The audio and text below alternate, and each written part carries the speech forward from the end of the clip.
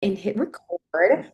I do have an announcement for you guys starting off, and that is if you didn't see my email, I just tried to throw it in the message in the chat as well. If you guys could try to get your assessments in ASAP, I would really appreciate that for the sole purpose that I got 7 hours in the car tomorrow when we head to Louisiana, and I am trying to get as many of those done as I can in the car. If I can be there and I can like keep myself busy for 7 hours, which it's not gonna, take me 7 hours, but you guys know what I mean. I would love to have them finished up for you and turned around, especially because lots of us jumped on calls last week. So I'll be excited to see what you guys did with that information. So just the sooner the better, that would be greatly appreciated. Second thing is, I know so many of you are so sad that the gooey butter cake as well as the Formula One Clear grape are already sold out, but here's what I can say about grape. Grape is going to be a flavor that are keeping moving forward. Okay. So you're going to see that Formula One Clear come back. It's just going to be until they restock it, which could be 2 weeks, it could be 3 weeks. And here's what I always have to say about the limited edition protein flavors. So, for example, 2 years ago, at Summer Smash, we launched Lunar Smash. And what you guys knew that as is like a moon pie. That moon pie flavor turned into chocolate marshmallow. So because it was Lunar Smash, that was just the exclusive tub. It has since changed, and then it was the like the chocolate marshmallow later. So you'll probably see the gooey butter cake come back. It might be rebranded. I'd have a really hard time believing it's going to be rebranded, but it likely will come back because the hype was so real around it. It sold out so fast, and so many people liked it. So if you guys didn't get your hands on it, which I know Sarah was smart, she grabbed 2 tubs. But if you didn't get your hands on it, I of course will notify you when it comes back, and I'm hoping that it comes back sooner rather than later. So, with that being said, let's jump into our topic today, which we are going back and we are talking about sleep. Okay. We are talking about sleep because I feel like this is something where I'm seeing a very consistent response in your guys' assessment of like, I'm not sleeping super great. I don't feel like I'm getting as much as I need, or like I'm tired, my mood is off. So I'm like, okay, let's go back and let's talk about sleep. And this is one of the most underrated tools for fat loss. It's one of the most underrated tools for your journey in general. So it's mid-June, summer heat is here. And let's turn this conversation into having sleep be honestly your secret weapon for your fitness journey. So we're going to talk about how sleep boosts recovery, how it helps with energy, etc. I'm going to give you some really good tips, but I think it's important for us to start by identifying like what sleep does. So, outside of getting rest, what are some things that you guys know that sleep does for you? You can either unmute or let's start to list them in the chat. I want this to be interactive. What does sleep do for you?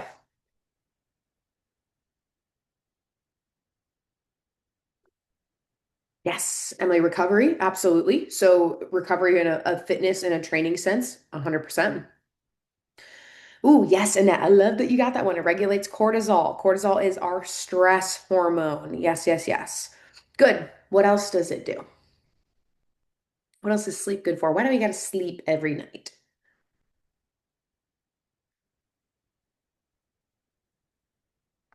What else we got?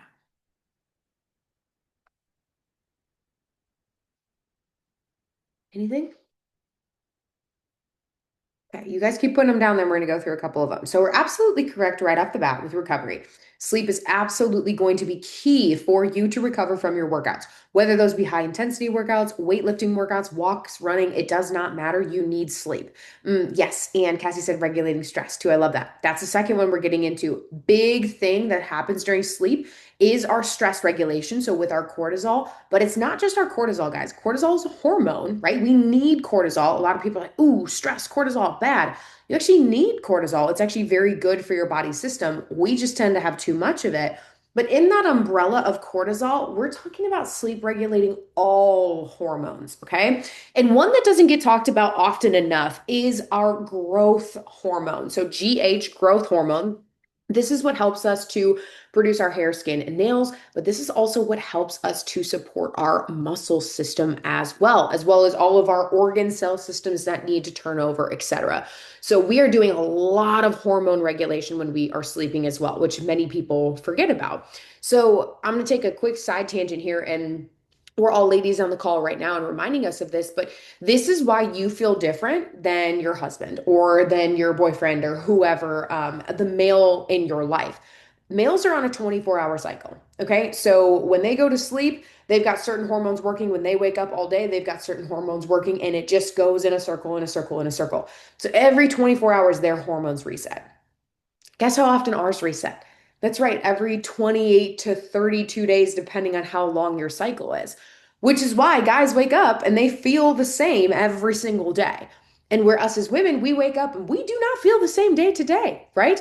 We could be like, I know that I absolutely am not kind to myself in my luteal phase, but like follicular phase, I feel great, right? We feel different every single day throughout the month. And that's because of the hormone schedule that we're on. So men have that internal clock where they reset every 24 hours. It's going to take us about a month to do that. So that is why sleep, and you're going to hear me say this, is going to be so much more important for us women than it is for men because they don't need as much time to recycle and recirculate their hormones. We need significantly more time to do that. So, this is a great reminder for all of you on the call to tell your husbands, tell your boyfriends, your fiancés, or whoever, listen, I need sleep. Let me sleep because I need more sleep than you. And we're going to talk about how much sleep in a second. Okay. So, yes, balancing hormones.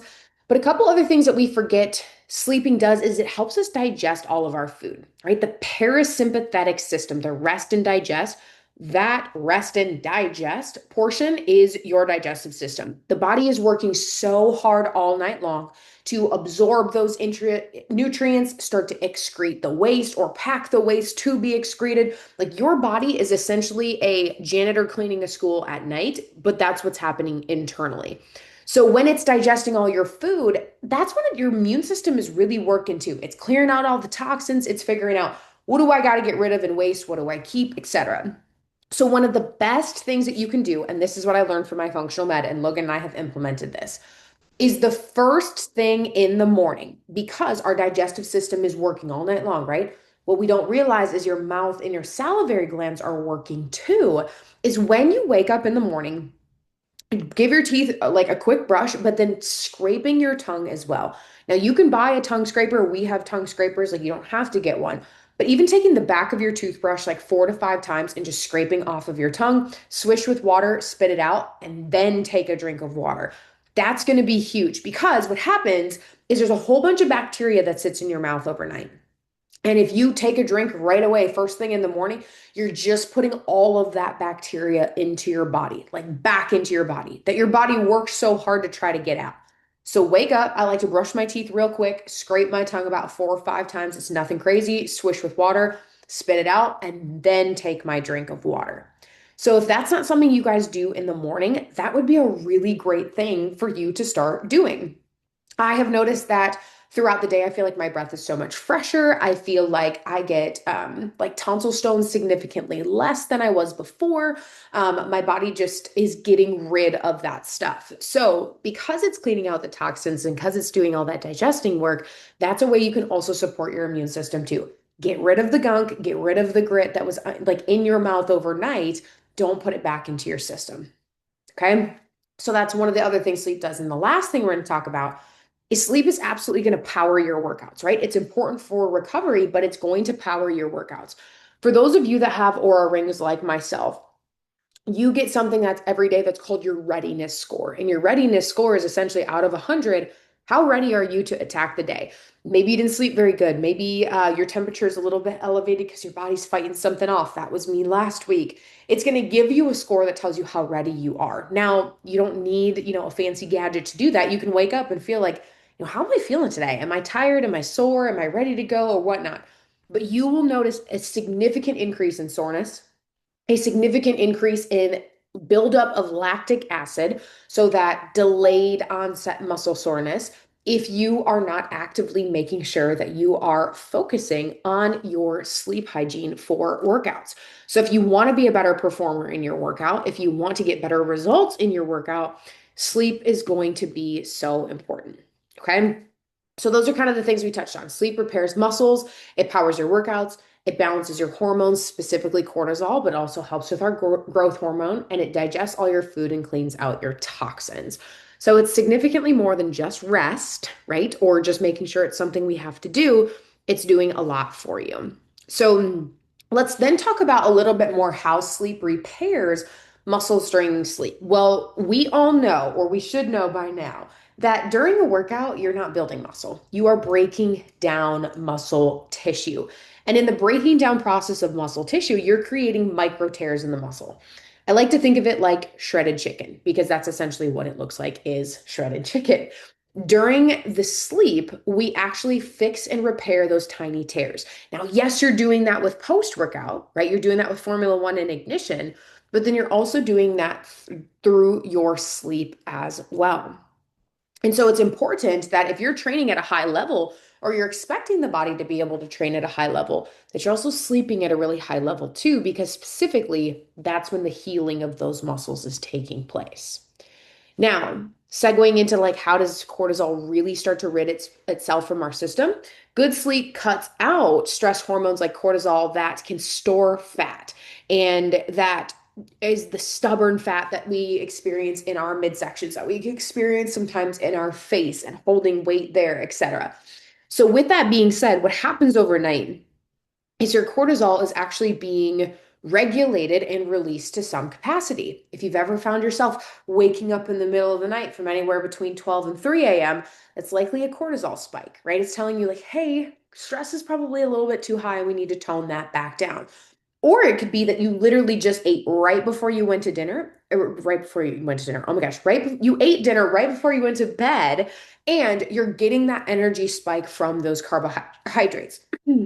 So either way, excuse me, whether we have problems with the stress hormone or whether we ate too close to eating, you can wake up throughout the night.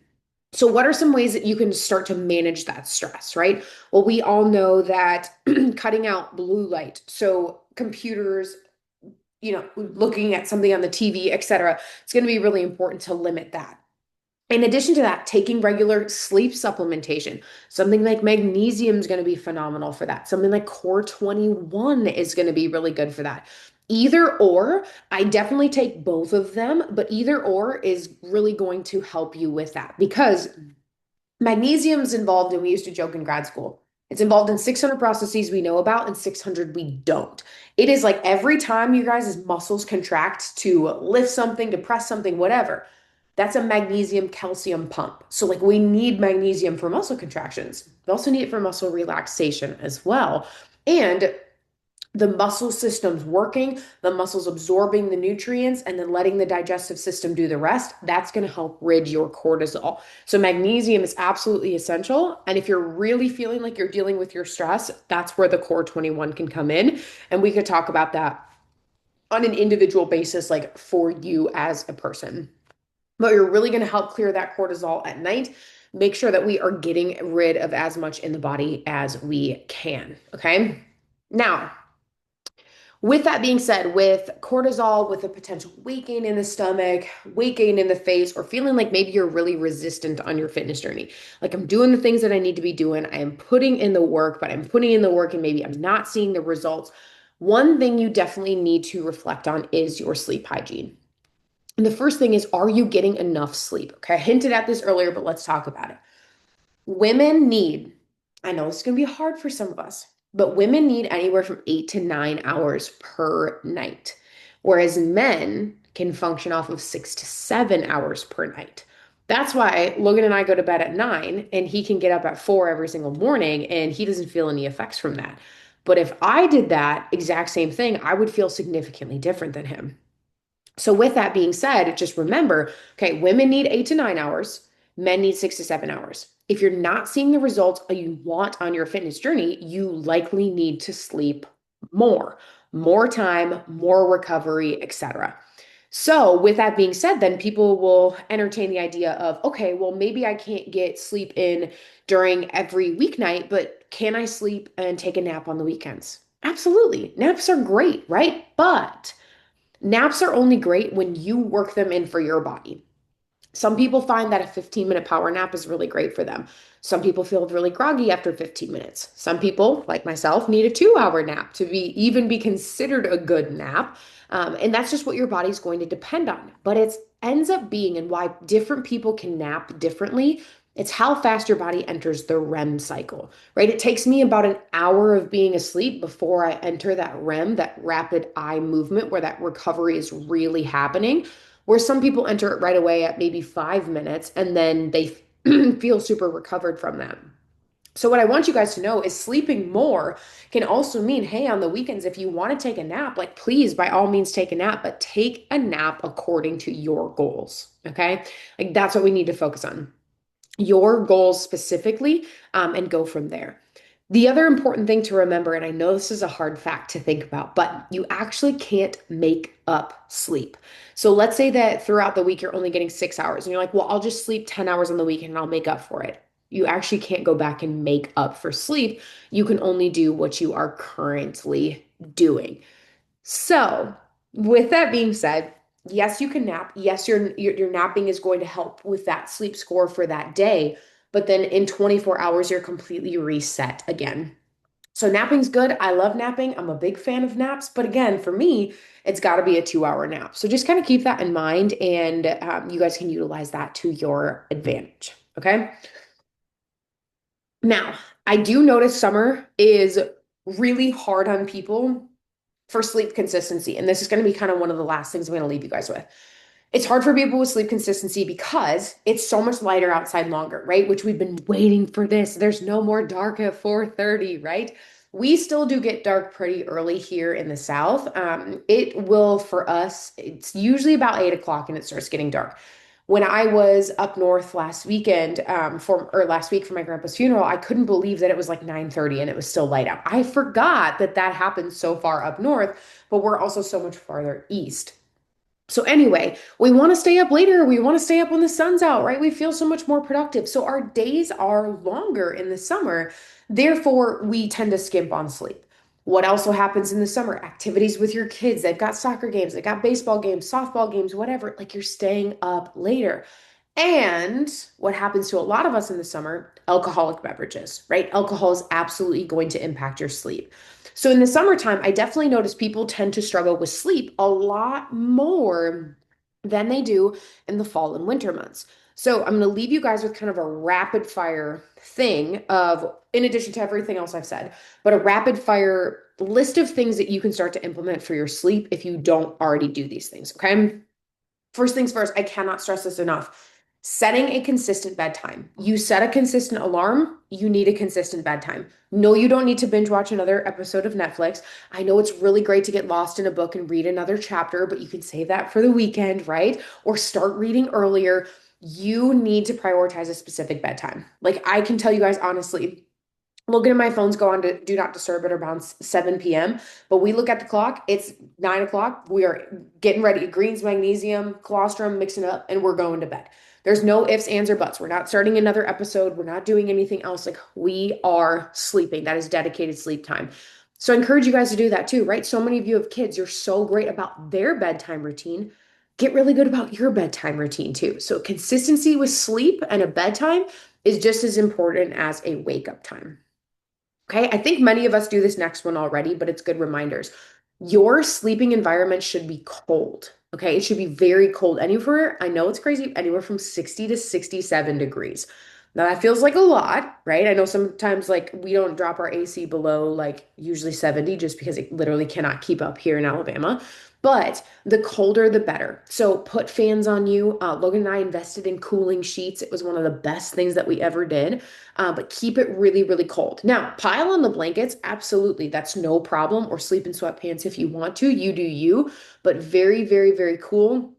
Having lightweight, cotton sheets or the sweat wicking sheets like we have. And try to make sure that there's a fan, at least circulating air so it's not still. That's going to make a really big difference too. And in addition to that, right, make sure the room's dark, you guys. Make sure it's super dark, whether you get blackout curtains, whether you're blocking out a street light or you're blocking out any sort of like night lights or little lights on. Like that's really important too. And I want to hold your hand when I say this, you guys. For those of you that sleep with the TV on, please turn the TV off. For those of you that are like, I can't fall asleep without it, turn on some white noise on your phone or get a little sound machine or something. That TV is absolutely killing your sleep. It is destroying your sleep. So please make sure that you are not sleeping with that on. Okay. That's going to be a big thing for us. And then the last two I have for you, little like rapid fire things, are it's a really great idea to wind down with 10 minutes of stretching, 10 minutes of meditation. I like to do some deep breaths and, of course, like no screens. If you absolutely have to be on a screen for some reason, having blue light glasses, that's going to be huge. Or like I try to turn night mode on my Kindle. I have a paperweight, so it's really easy for me. But those things will be great for you guys too. So, trying to limit screens before bed will be absolutely key. But go back to the breathwork video that I did about a month and a half ago, where we talked about the lymphatic breathing. In for one, hold for four, out for two, right? Or whatever cadence really works well for you.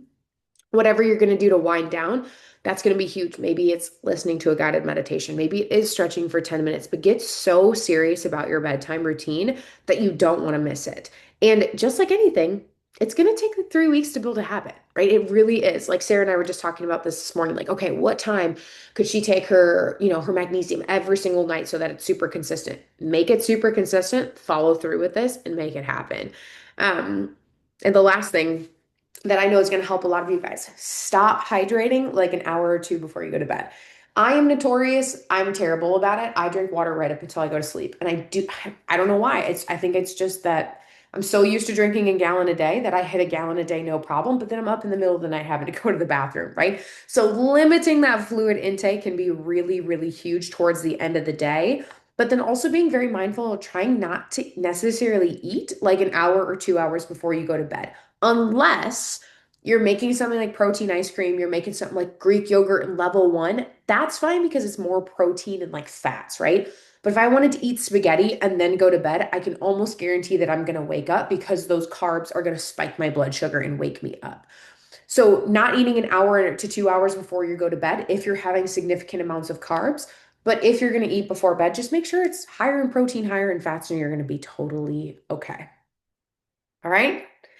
So that's what I got for you guys. I hope you took something away. I hope you learned something. It was a good reminder. I know that this is all probably broken pieces of information you've heard before. But like I said, I was noticing in a lot of your guys' assessments, I'm like, man, our team is not sleeping the way that we need to. And many of us might feel right now like we're at a plateau on our journey and we end up needing to sleep more. Like that's the variable that has to change. So very excited to see what comes of that with you guys. And this week, as a little homework assignment, something I want you to tell me is what is one of the tips that I mentioned that you're going to utilize? Maybe you're like, you know what? I don't have a pair of blue light blocking glasses. I'm going to go on Amazon and get me some. And honestly, I can link my favorite ones in my storefront for you guys. Or you know what? I've never tried meditation before bed. I'm going to do that. I know Annette has a killer like wind down routine. So, but she's worked really hard on that. Or what's one of the things that you learned about sleep? Maybe you didn't know that sleep is going to regulate growth hormone. Maybe you didn't know it had anything to do with cortisol. Maybe you didn't know that you should wake up in the morning and scrape your tongue. But all of this to say, I hope you guys take something away from that. So please, in your summaries this week or when you're turning in your assessment, let me know like the one thing that stuck out to you and let's just work on that one thing. I think it's going to be really powerful for all of us to kind of like take our sleep back and take it more seriously. So that's what I got for you guys. I hope you have a great rest of your night. I will plan on talking to you guys next week. It was nice to see you all again, and we'll plan on checking in soon. Okay, bye.